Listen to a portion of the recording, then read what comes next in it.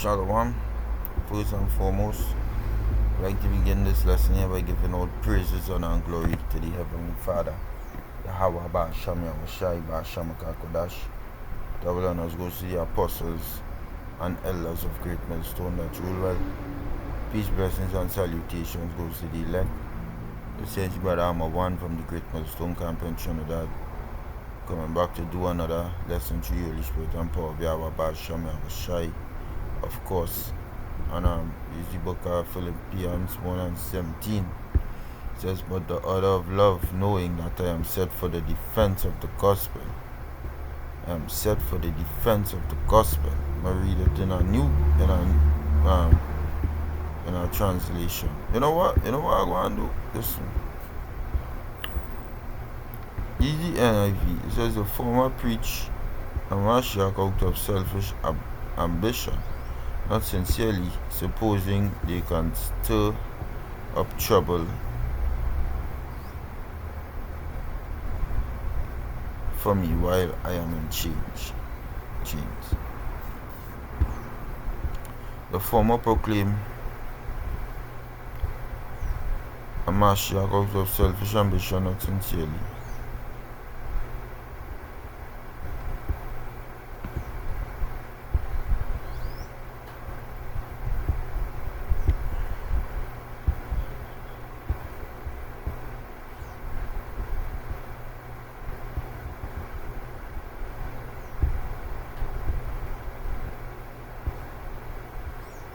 Maybe there's any YLT, you know what I'm talking about, but thinking to afflict me in my imprisonment. Okay. It says, on the other out of love,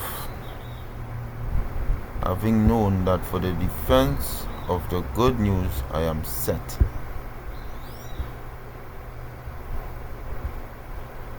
You see these different translations, although we use them from time to time,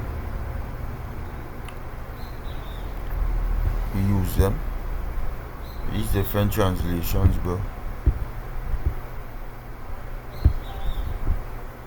they try to I'm gonna show you some here real quick.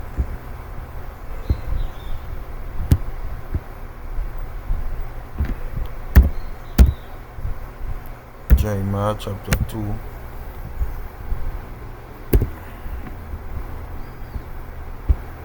and verse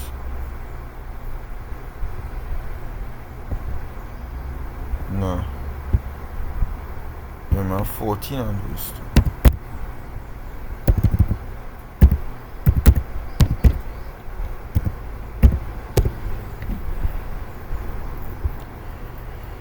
Jeremiah 14 and 2, it says, the word of Yahweh that came to Jeremiah concerning the death, Judah mourneth, and the gates thereof languish, they are black unto the ground. The cry of Jerusalem is gone up. So when you this is just one example, right? When you go into different Bibles, right? The word Judah will, NLT, Judah wills. Commerce at the city gates grinds to a halt. All the people sit on the ground in mourning, and a great cry rises from Jerusalem. Judah mourns. You see, it changes. It changes the meaning of the verse when you take out certain words. You see, like when you see black here, the word black there is there because it's a specific word. When you go into the word black, we get our word. The word black there goes into the word quada. Quada means to be dark, to mourn, to be dark, to be dark. It's not, when it's saying be dark, it have a spiritual meaning to it, but also it is describing their skin color.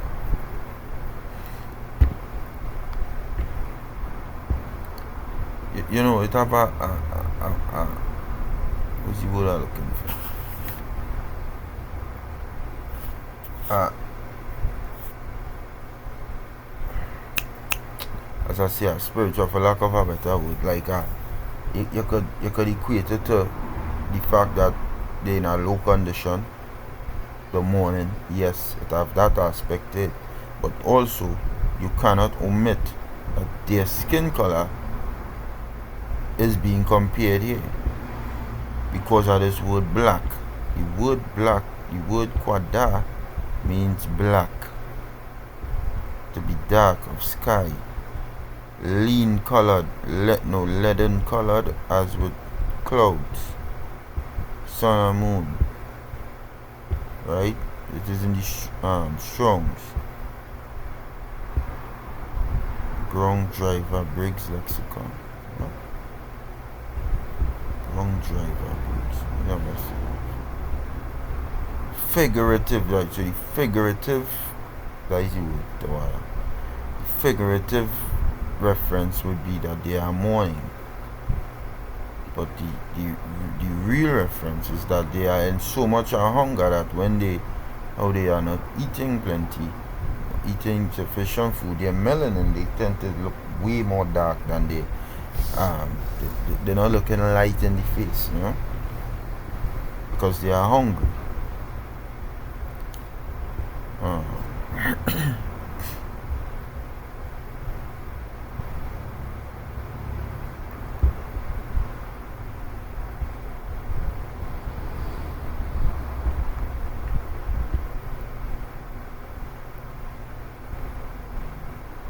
And what proves that is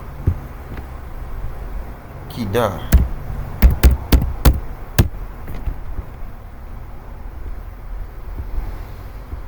which is a son of Ishmael, and if you get his name and the meaning of his name,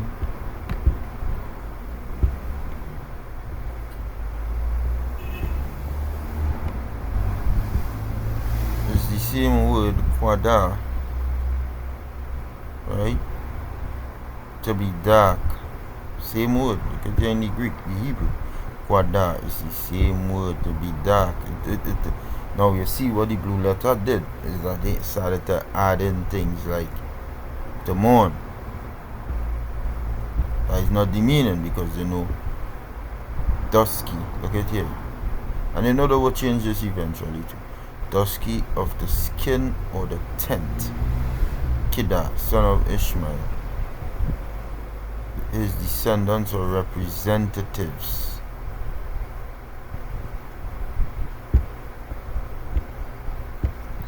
Black skinned man.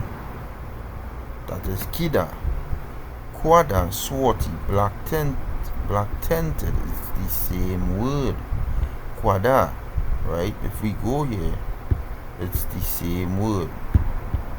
But they changed it in the Jeremiah 14:2 to fit their narrative. It's the same word, quada. But what's what it's saying here? To mourn. Blackish.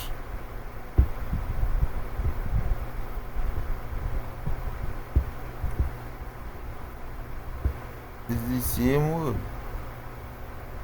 No. It's the same word. Which are blackish by reason I went mourning without the sun. I stood up and I cried in the congregation. Bow down heavily as one that, but it's the same word quada, right? It's the same word quada. Quada is the primitive root. The primitive root quada.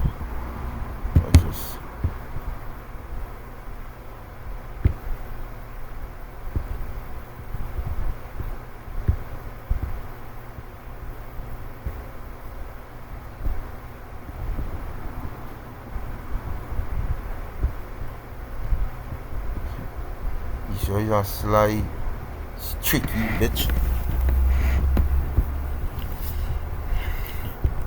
What we seeing is the same word, right? Quada, Kida, is the same word. Kida, dark skin. Quada is the same word. Kida is the same word there. It's the same word for black in Jeremiah 14:2. It's the same word. But when you get in a different Bible, this is what it says.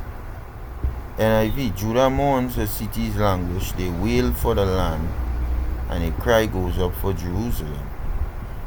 The ESV, through the mourns and a Gates language, show people lament on the ground, and the cry of Jerusalem goes up. Judah mourns. Judah mourneth, and the gates thereof languish.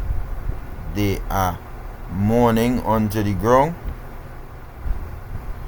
No, it changes it. When it's saying they are black unto the ground, right?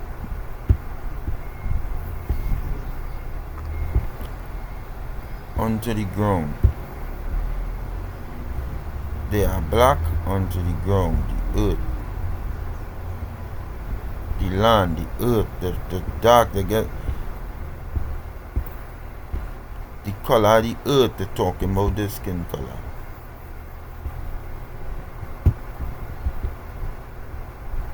And the cry of Jerusalem is going up. So you see the changes, and then they will change it in the blue letter, because the blue letter goes off sometimes. I don't know if you know, like if you can recall, so 2-3 years ago, blue letter went through some heavy changes. Let me see if I could find out why did the blue letter change up a lot of things.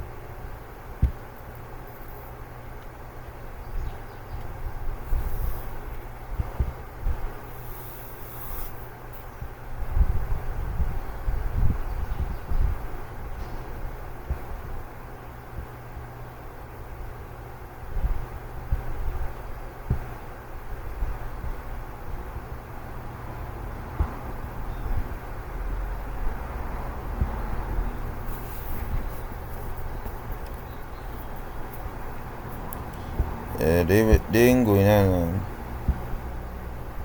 Blue Letter Bible Wikipedia. Let me see what went on in Wikipedia here.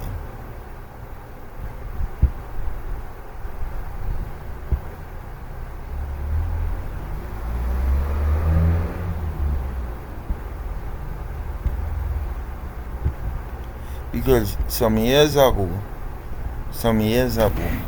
the Blue Letter Bible was they went under some construct, so they were doing, and they had the disclaimer there that they were changing things.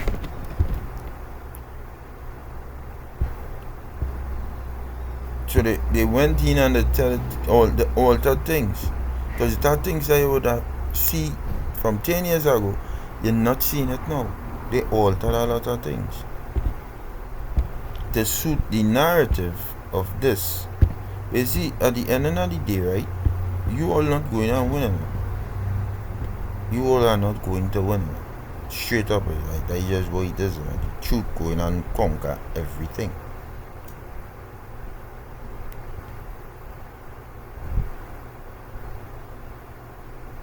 Right? The truth going and conquer everything. Or you're not going to win. There's no victory for no lie. What lie does win? That's the way.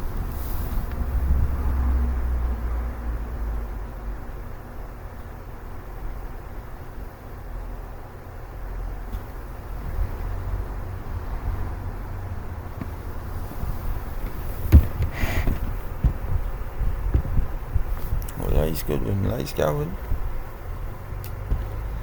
So, there we go. Through that moment, right. So last night I was in conversation with again. I do a video on it last night. Conversation with this Jake who is a Christian. These Jakes started literally blatantly lying to me. These Christians literally reading scriptures now. and they're lying blatantly in front of you, like with no fear for nothing. They're just lying. You know what I'm saying? They're just out there telling a bunch of lies. So I went in. So you see, this is the thing here. When you read it here, you doesn't get the full context. They just change things. They change things. So, like when you're reading this here in Philippians 1:17, right? You're reading it here in Philippians 1:17. You're reading it like this. The other CSB saying the others proclaim a Mashiach out of selfish ambition, not sincerely, thinking they will cause me trouble in my imprisonment. The Apostle Paul was saying, hey,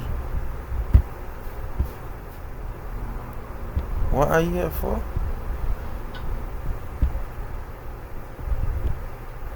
The word defense. We got the word defense.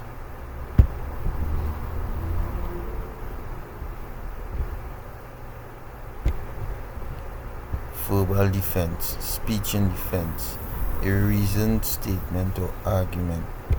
So the Apostle Paul was saying, this is my whole thing. So if a man talking something wrong and they're not sincere, right, they would think that they would make me do something out of the way because I set to defend the gospel. I have to speak about it. But this is not really to say like it going off, but when you read it like this, it gives like a different spirit now. You know what I'm saying? It's not giving you the essence of what you're really trying to say. You know?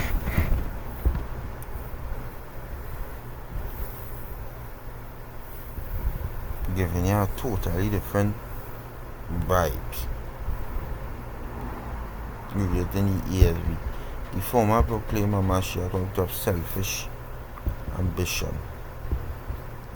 Read verse 16. Read from 15. Philippians 1:15. Some indeed preach a Mashiach of envy and strife, and some also of goodwill.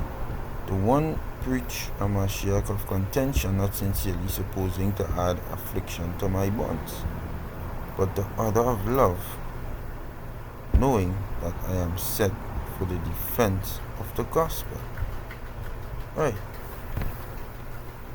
Yeah, but the other of love, knowing that he's set for the defense of the gospel.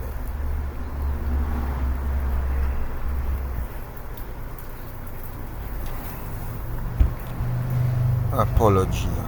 You was on right? So when you read it like that, you get you grasp the full thing. Right? When you read it here,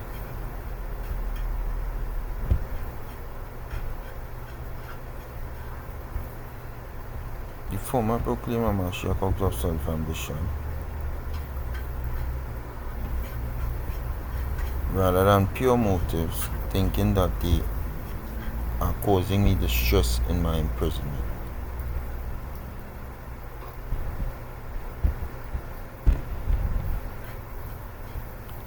Okay, so where he speak about this imprisonment? Good news, Evangelion.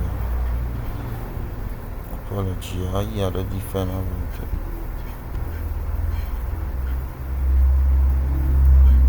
Talk about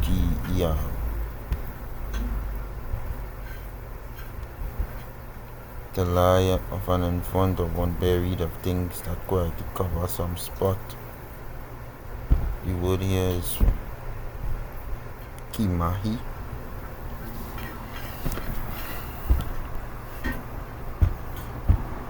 Knowing. Okay. So So let me get it in 16. Let's see what 16 saying.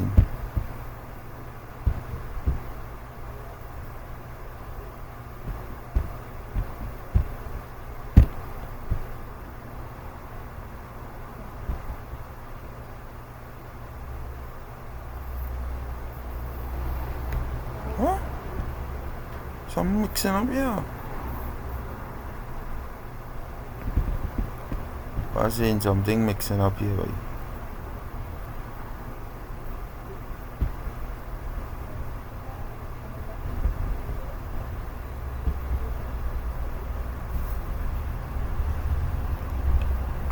Verse 16 saying what verse 17 saying, and verse 17 saying what verse 16 saying. What? What's what I'm showing you here? This verse 16. The one preacher of contention not sincerely, supposing to add affliction to my bonds. But when you're scrolling down here,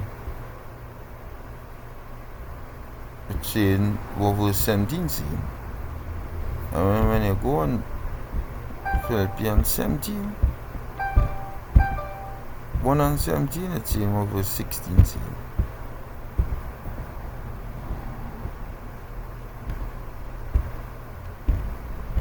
So it's probably a little mix up there. But I was reading it and I like, what the hell?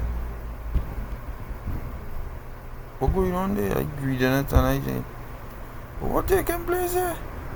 No, it might be, there might be flip it something. I don't know. Anyways, the point of the matter is, these I'm gonna look for them.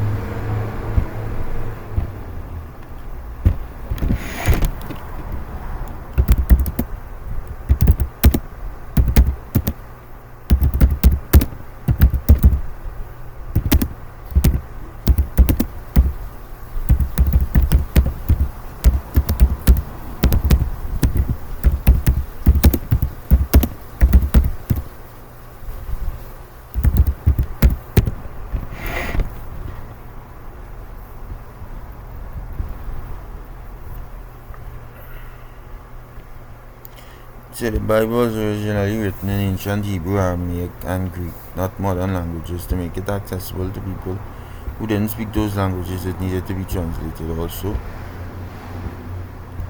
The reason there are so many Bible translations is that different readers have different needs. Some like to have a word-for-word translation because of the accuracy and faithfulness to the original text. Others prefer thought-for-thought translations, which prioritize clarity and relatability. So when you look up like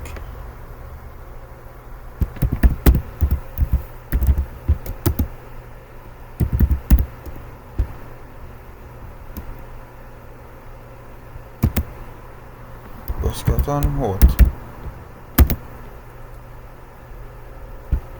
controversy. Where you see that? The Westcott and Hort controversy centers on the critical Greek text of the New Testament, which was influential in modern Bible translations.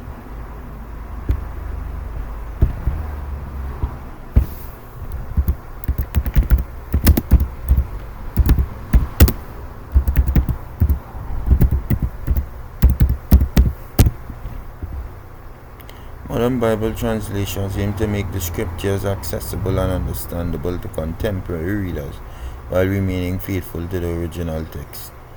They vary in their approach from literal word-for-word translations to more dynamic, meaning-based translations.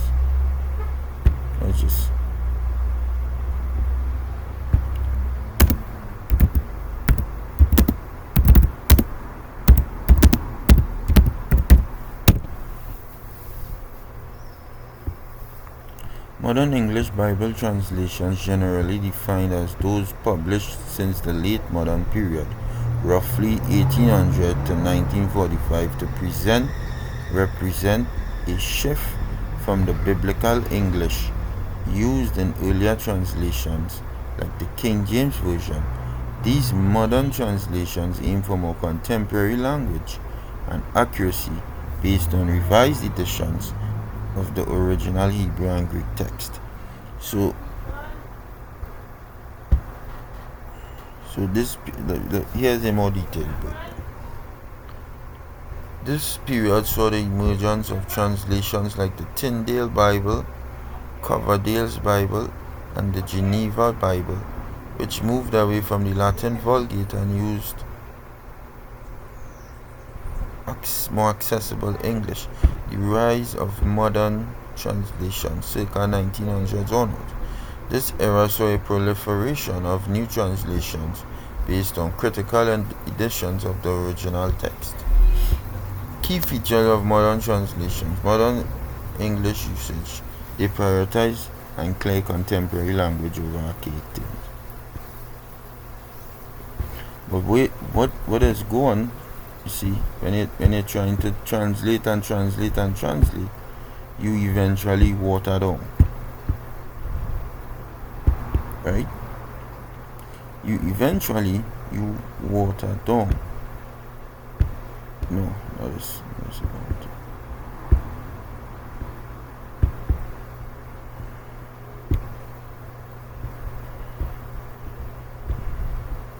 I want to get this here.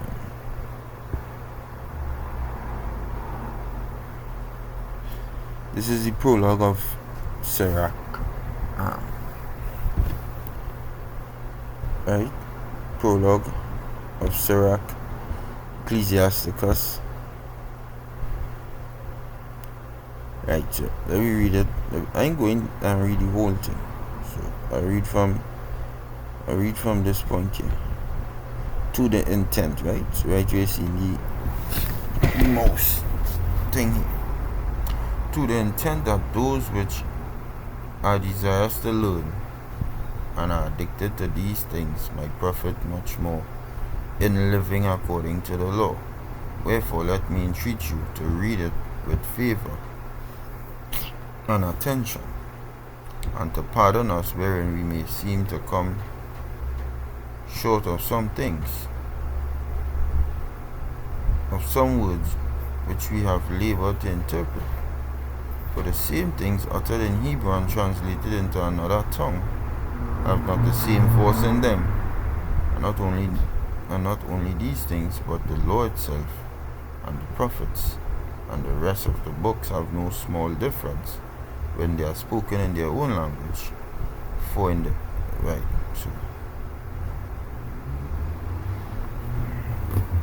so obviously we're not speaking Hebrew, right? They are the King James Version, and King James, who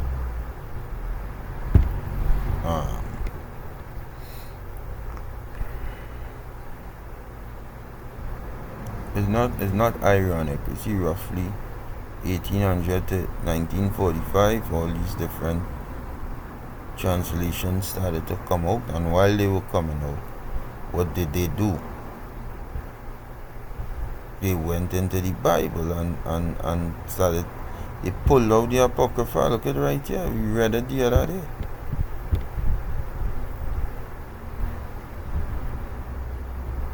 We read it the other day. Check it the other day real quick. Look at it right here. When it started to happen, on the Apocrypha was part of the KJV for 274 years until being removed in 1885. And while this was being removed, they were printing and publishing a lot of books, different Bibles, different versions.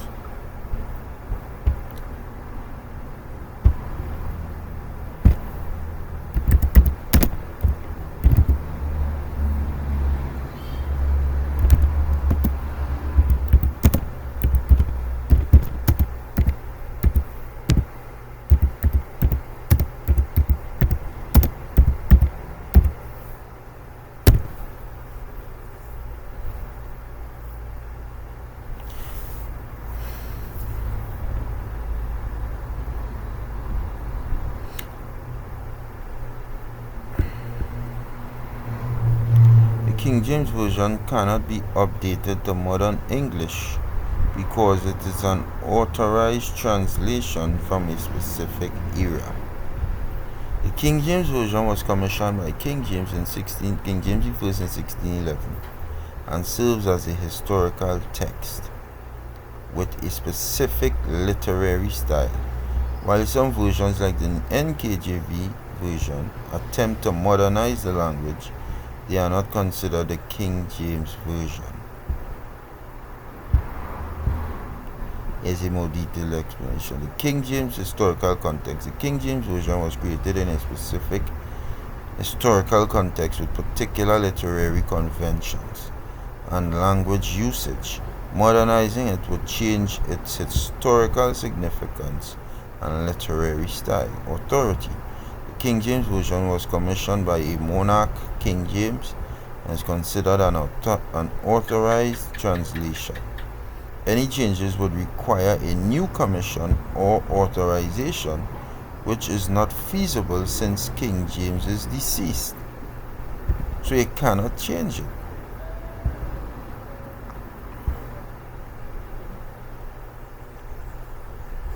Many people, especially those who they feel it as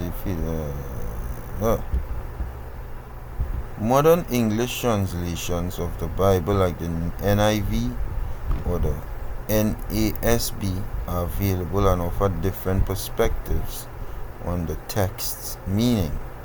Different perspectives.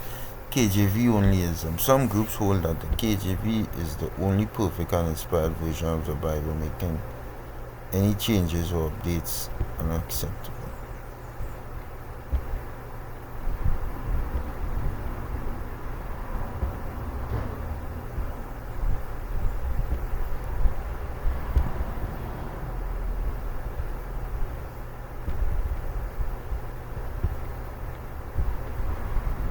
So it's authorized.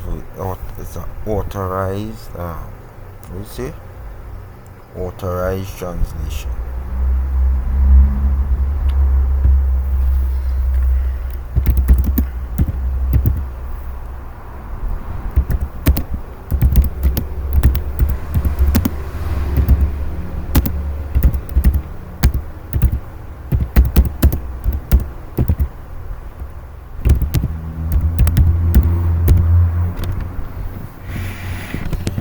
Authorized translation implies a legal binding and officially recognized version of a document. You cannot simply touch, modify, or alter it without proper authorization or legal justification. This is because authorized translation often carry legal weight and are used in official contexts. So any changes would invalidate their legal status. And this is what King James did. He authorized it right before he did. So when the Edomites now were coming up into power, they went into it. Shit, we can't touch it. They would get in trouble. They would get in trouble. So what it did,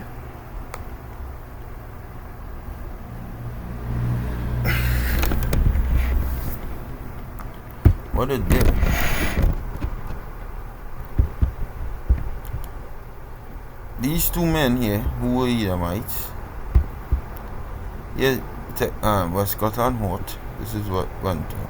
The Westcott and Hort controversy centers on the critical Greek text of the New Testament, which was influential in modern Bible translations.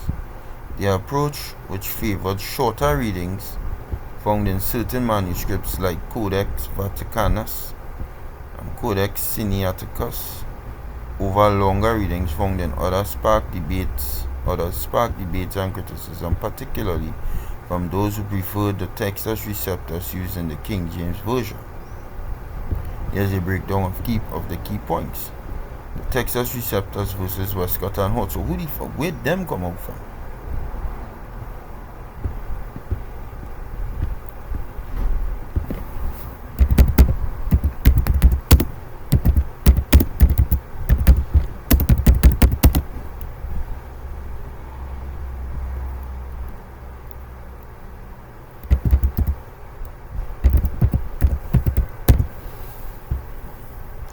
Westcott and Hort were not atheists, they were Anglican ministers who held modernist views and questioned certain fundamental doctrines of the Christian faith. They believed in the new theory of evolution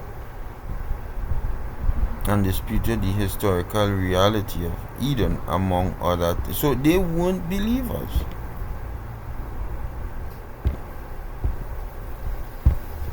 While they held views that differed from traditional interpretations of the Bible, they did not deny the existence of the Most High. They were Anglican ministers and did not identify as atheists. Modernist views. Westcott and Hort were known for their modernistic interpretations of the Bible and their focus on textual criticism, questioning doctrines.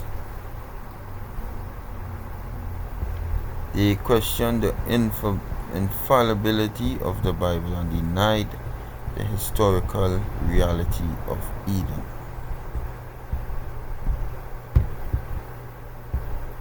We see this here.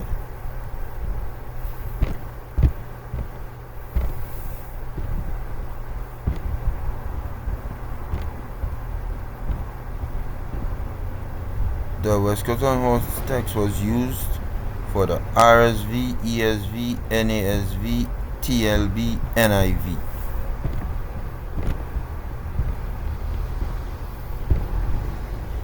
Fathers of modern versions. They started it. Oh gosh, I fix I can read it clearly.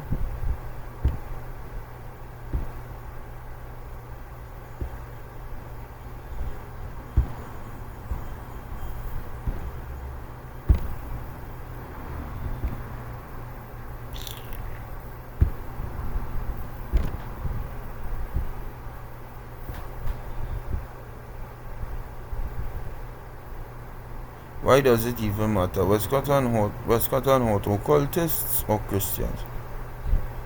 Westcott and Hort abandoned the traditional text and created a new Greek text, which relied heavily upon newly discovered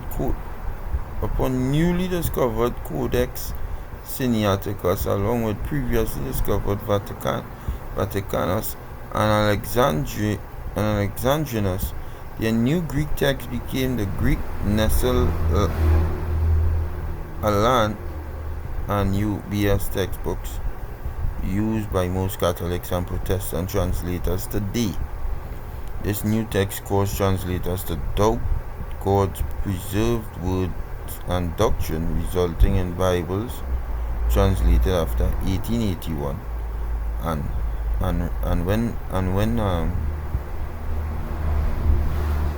when they removed the Apocrypha, 1885.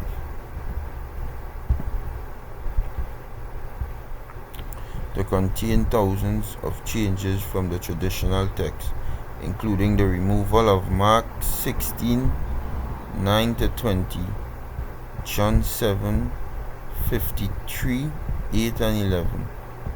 Wow. They removed scriptures.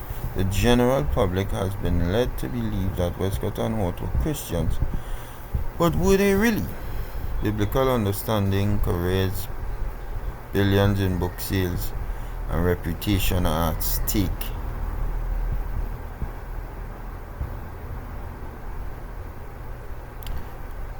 Dr. Brooke Foss Westcott, very close friends with Hort. These is a bunch of Edomites, bro. Assembled a new Greek text to be used in translating Bibles since 1881.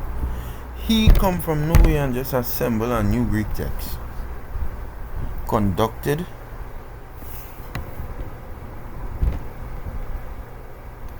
seances at the secret Cambridge Apostles Club, wrote rare occult books and one called Collectanea Hermetica, based on the Alexandrian Egyptian Greek wisdom text of Hermes Trismegistus. Another called in 1895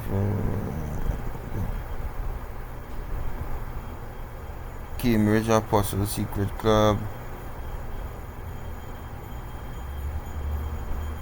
read here. Which worked with infamous aristocratic Russia. He is charged with what he believed. He followed the Eleatic school of philosophy, Greek philosophy, as did many of the early Gnostics. Beyond naming a club after Hermes, he also specifically mentions Hermes Trismegistus, the basis for many occult secret societies such as Freemasonry, Rosicrucianism, which are against Christianity. 63 years old in 1888 after the new Greek text was completed. He's still very much involved in occult stating. Why it matters is so these men were fucking pagans, right? But guess what? These is the fathers of the modern version, the modern translation. These is the men. So you see, when you're reading things like this here in the KJV, in Jeremiah 14 and 2, right? When you're reading things like that, Jeremiah 14 and 2,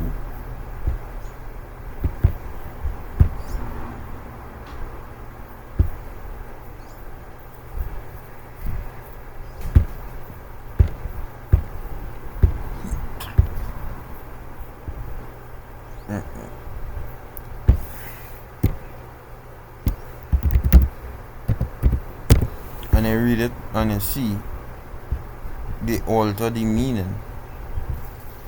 It's to suit them small hats and them. Because when you're reading things like Judah mourning represents Judah, which is the Jews. The Jews and black cannot be in the same sentence. It looks off. So get that off and try and alter the meaning, but the actual meaning is what it is. And then you just have these Christians who would go into these different versions, Westcott and Hort versions,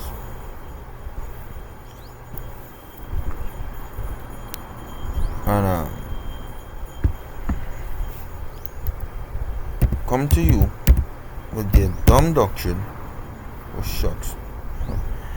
Oh God. Why are you coming 22?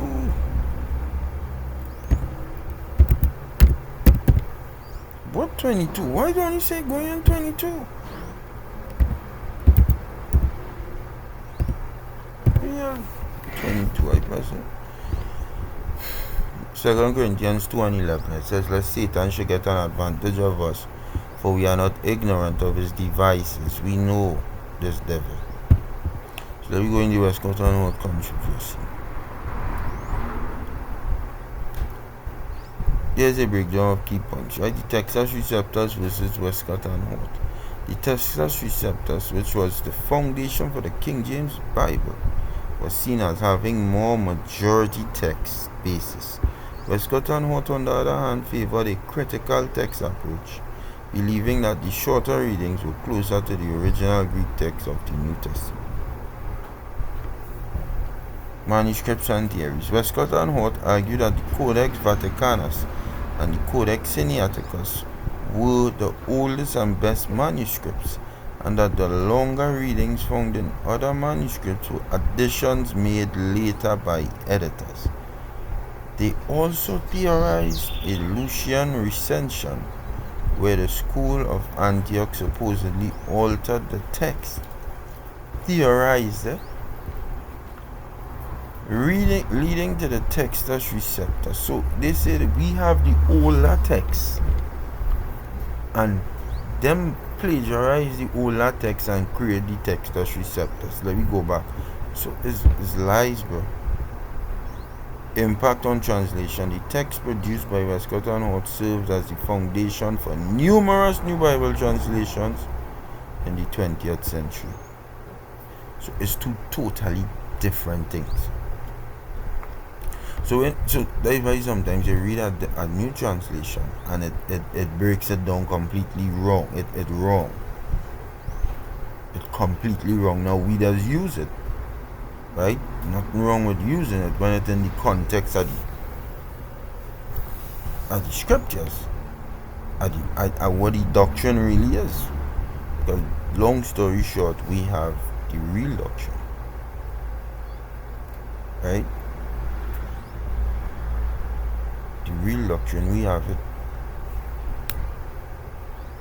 Everybody else don't know the doctrine. So we see this here. Critics argued that their theories were unproven, and it's still unproven, that they were changing the text based on their own beliefs, and that they undervalued the majority text. Ongoing debate. The debate continues with some scholars still supporting the Textus Receptus, while others find Westcott and Hort's work to be a valuable contribution to biblical scholarship.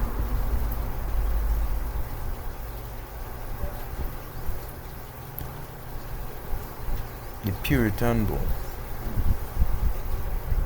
The danger of Westcott and Hort. Let me read this.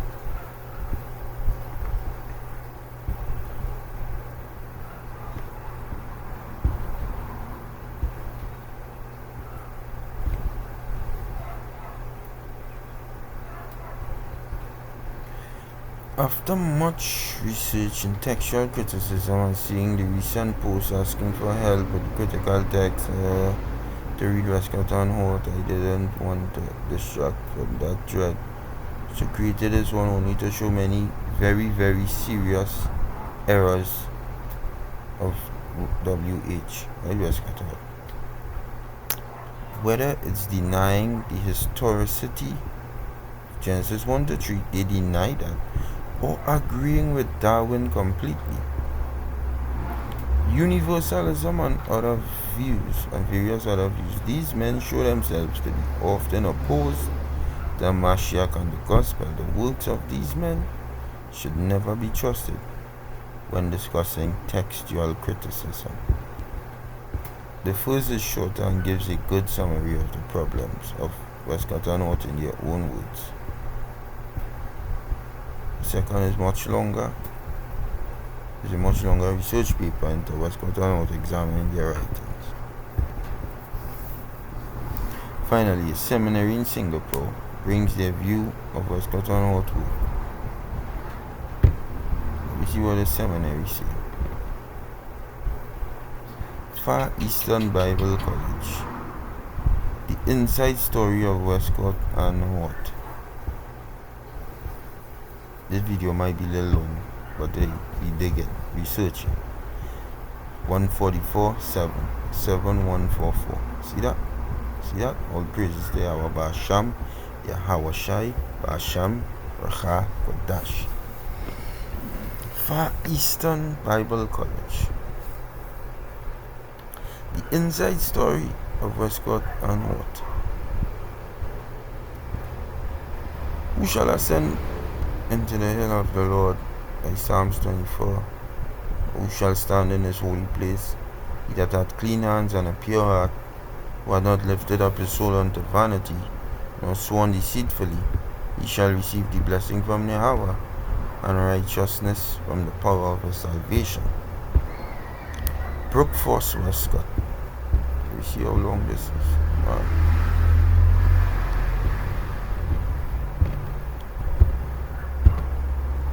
We can go and read through the whole thing. Just try and seek out key points. Brookforce, Westcott, Fenton J.A. Hort were two renowned Anglican scholars at Cambridge University. They were known to be the chief architects of the critical theory, which resulted in the revised Greek Testament, which has replaced the Textus Receptus, or received text.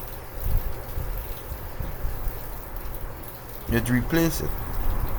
At the age of 23 in late 1851, Hort wrote to a friend, I had no idea till the last few weeks of the importance of texts, having read so little Greek Testament. This is a college saying this, right? And dragged on with the villainous Textus Receptus. Think of that vile Textus Receptus leaning entirely on MSS. It is a blessing there are such early ones. This early prejudice against the Textus Receptus began Hort's lifelong crusade against it, and he didn't even know about it. And efforts to see it replaced with the Codex Vaticanus and the Codex Sinaiticus. Scarcely more than a year later, the plan of a joint version of the text of the Greek Testament was first agreed upon with Westcott.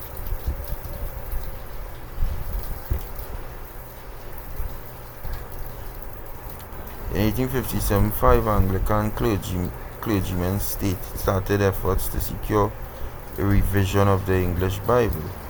Being aware of this, Westcott and Hort worked together on the Greek text for 20 years, preparing for the day when they would be appointed to sit on the New Testament Revision Committee.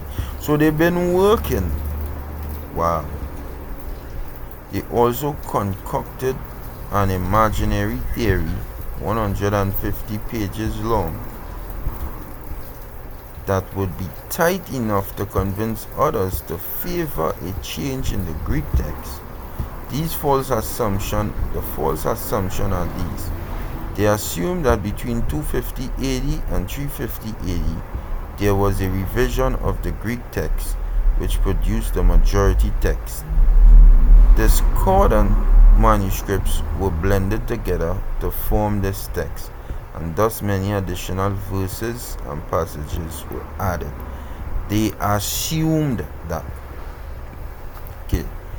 They say that this revision caused the original text to be lost until the Vatican and Sinai codices were found.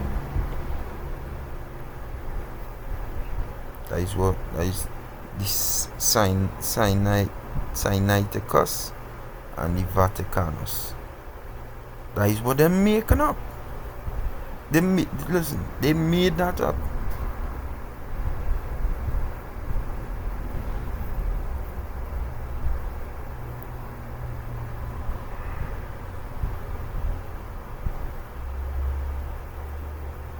Westcott and Hort worked together on the Greek text for 20 years, preparing for a day when they would be appointed. These years of work they put into that to change it. And who knows, they could have very well been funded.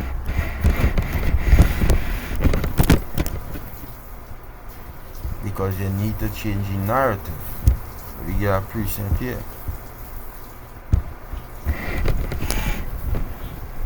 Book of Revelation, chapter 20.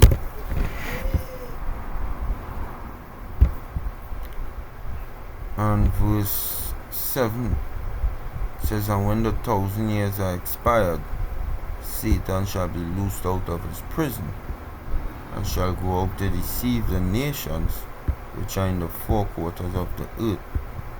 So when Satan, and this 1,000 years here goes into back in the Renaissance, after the medieval empire, after medieval times, during the Renaissance, right? The 1,000 years of medieval rule, right? That we get out here.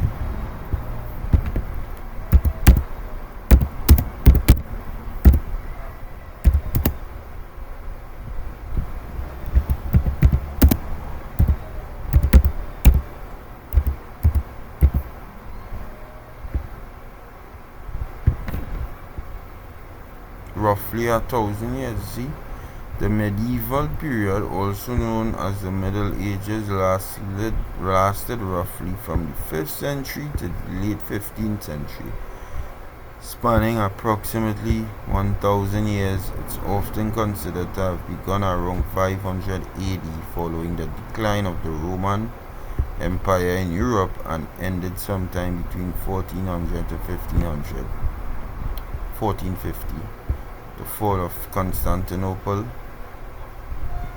often marking the end for many historians. Right, so let me go with our time, 1,000 years. So when you're reading here, let's say, when the 1,000 years are expired, Satan shall be loosed out of his prison, because Satan is who was in power. The Roman Empire was Satan, Esau, so-called white man. Right? Let me get here in the book of 2 Thessalonians, 2nd chapter, and 5th verse. It says, "Remember ye not that when I was yet with you, I told you these things?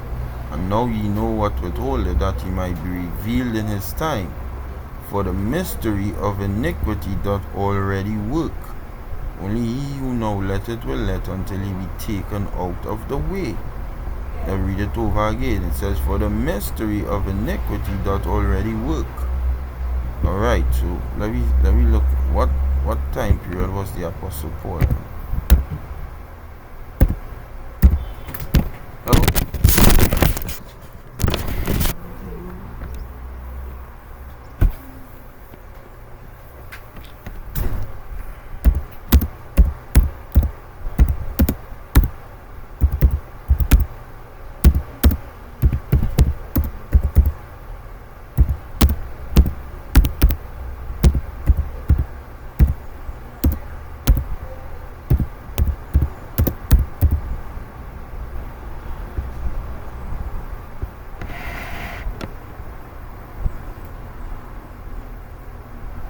Alright, the Apostle Paul lived during the 1st century. Okay, not that. Okay. What empire? Not like that. Empire was ruling.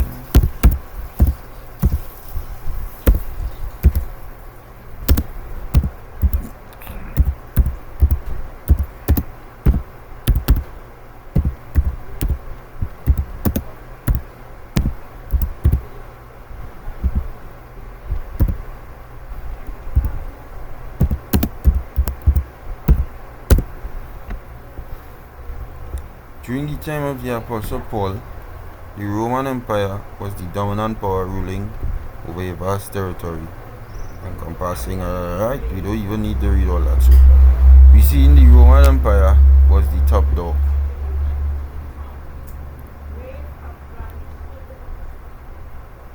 So when he's saying here, for the mystery of iniquity that already worked, he knew who was the wicked. He said they're already in power.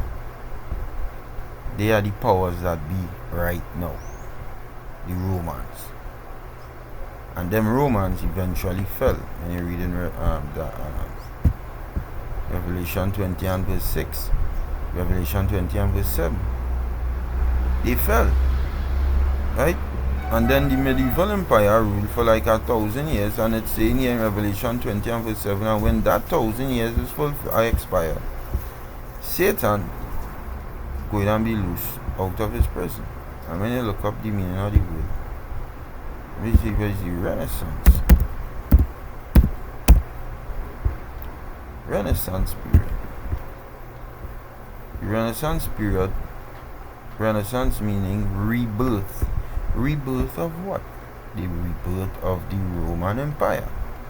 Was a transformative period in in European history, roughly 14th to 17th centuries, that marked the transition from the Middle Ages to the modern era. And who was in charge of the Renaissance period? Who come up in power? That Esau. Who ruling the world right now? Esau. The so-called white man. We reading actually right here about the rebirth right here. He gonna be loosed out of his prison, because when they fell and the medieval Middle Ages was ruling, where they were up in the caves.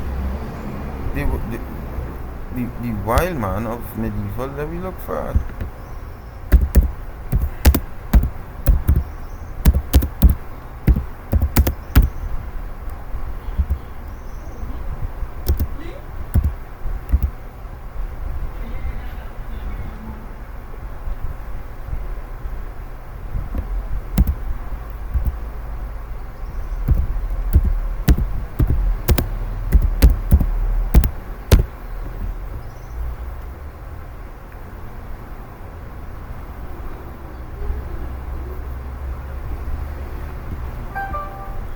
Medieval art included wild men and occasionally women among its grotesques.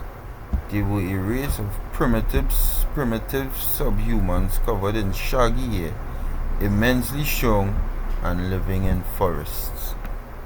The males were usually shown wielding a branch or even a whole tree as a club, and sometimes crowned and belted with leaves.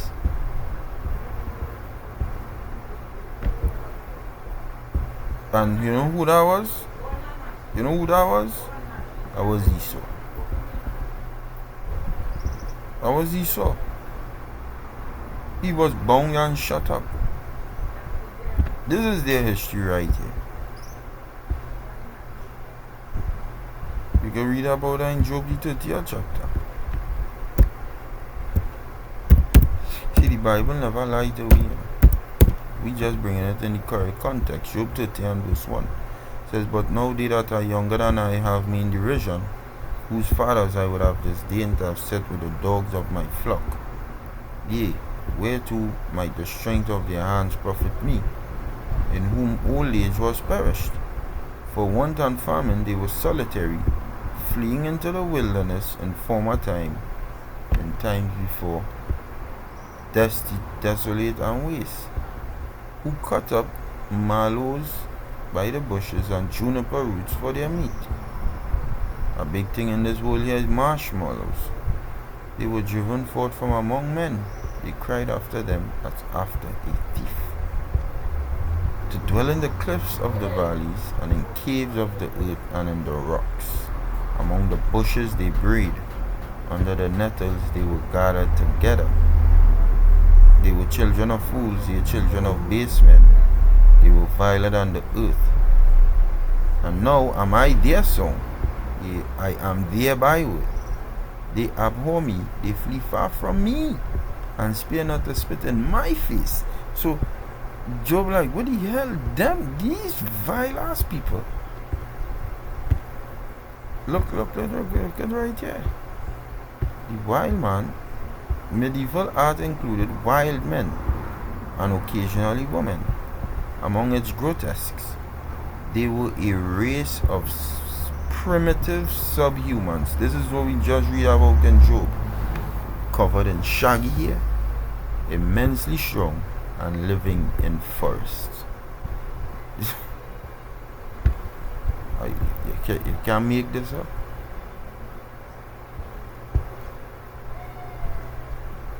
You cannot make this up. That PDF. Okay. PDF.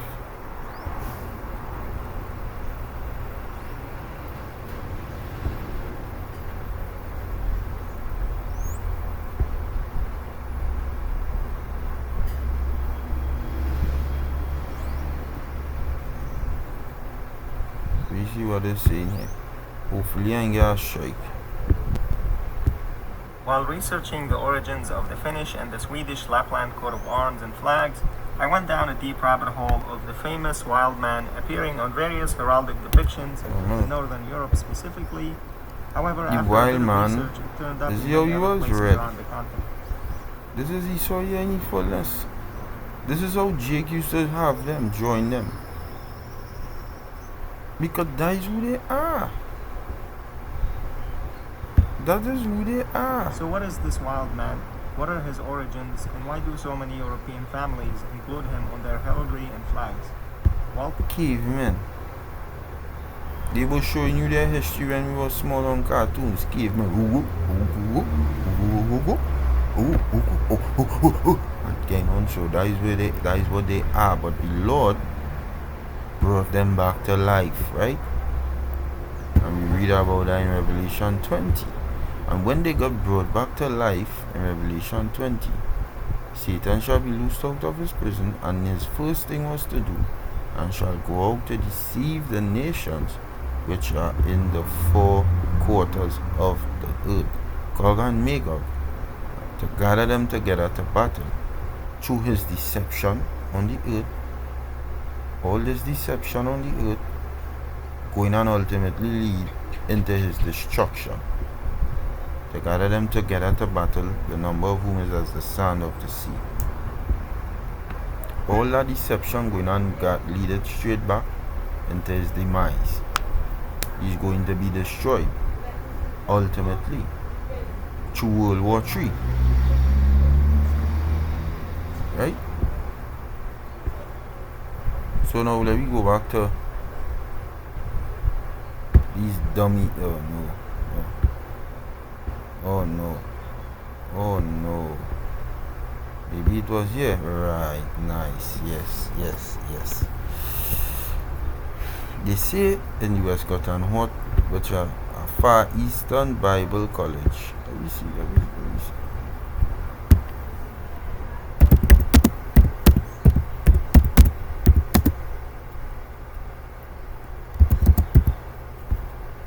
College in Singapore.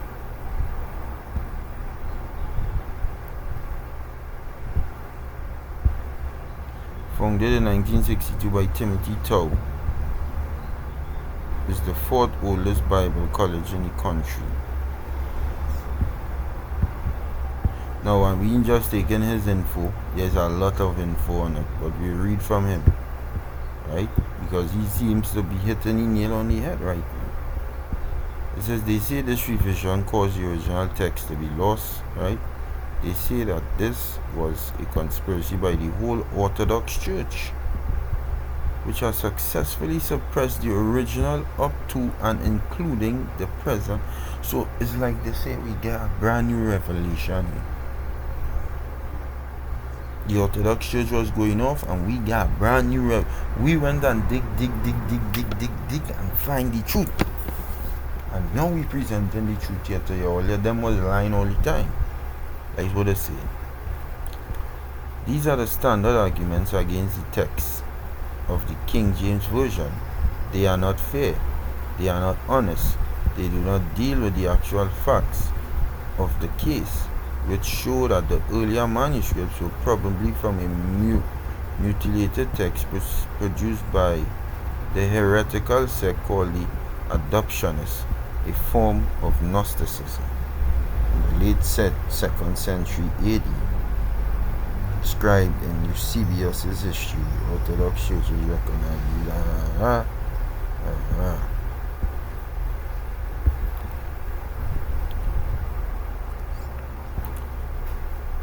25 scholars in 1870. This is when Esau coming back into power, right? Westcott wrote to Hort in May 28, 1870. Your note came with one from Ellicott this morning.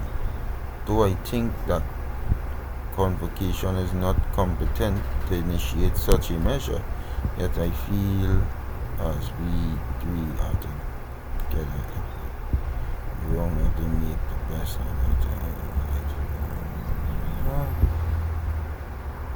Ought we not to have conference before? There are many points on which it is important that we should be agreed. The Williams, the errors and prejudices which we agree in wishing to remove, can surely be more wholesomely and also more effectually researched by individual efforts of an indirect kind, like open assault. At present, very many Orthodox but rational men are being unawares acted on by influences which will surely be a good fruit in due time. The process is allowed to go on quietly, and I cannot help fearing that a premature crisis would frighten back many into the nearest traditionalism. This is what he self-writes. Let me read it properly. The errors and prejudices which we agree in wishing to remove can surely be more wholesomely and also more effectually reached by individual efforts of an indirect kind of combined open assault. This is errors that them making up in their mind.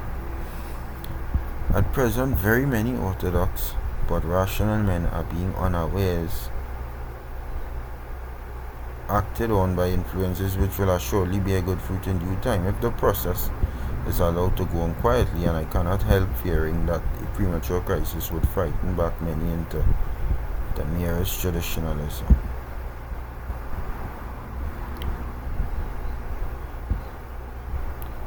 Their beliefs. According to D.A. Waite, Westcott and Hort denied certain fundamental doctrines of the Christian faith.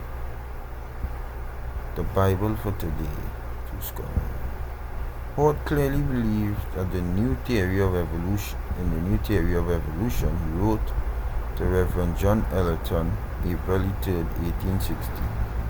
But the book which has most engaged me is Darwin. Whatever may be thought of it, it is a book that one is proud to be contemporary with. My feeling is strong that the theory is unanswerable. If so, it opens up a new period. Westcott did not believe in the literal interpretation of the creation account of Genesis.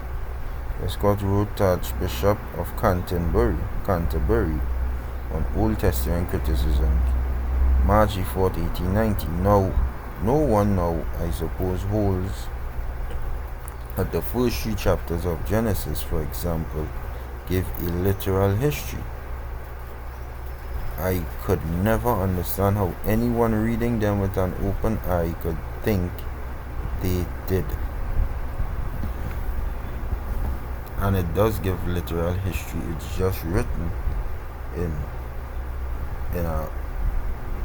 a way for not everyone to understand. Both Westcott and Hort were in favor of the worship of Mary. They were both heavily influenced by the Orthodox movement, by the Oxford movement of Cardinal Newman. Cardinal Newman, whom they greatly admired, was a high churchman who led many back into the Roman Catholic Church, according to Benjamin Wilkinson.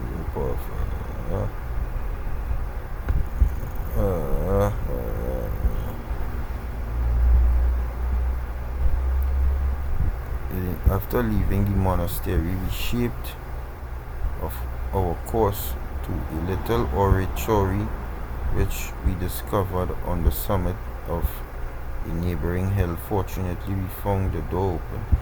It is very small, with one kneeling place, and behind the screen was a pieta the size of life, a virgin and a dead and Christ. Had I been alone, I could have knelt there for hours. See? This is what I wrote to an Archbishop. I wish I could see what I could see to what forgotten truth Mariolatry bears witness. Hort wrote to Westcott, I am very far from pretending to understand completely the oft renewed vitality of Mariolatry. I have been persuaded for many years that Mary worship and Jesus worship have very much in common in their case and their results.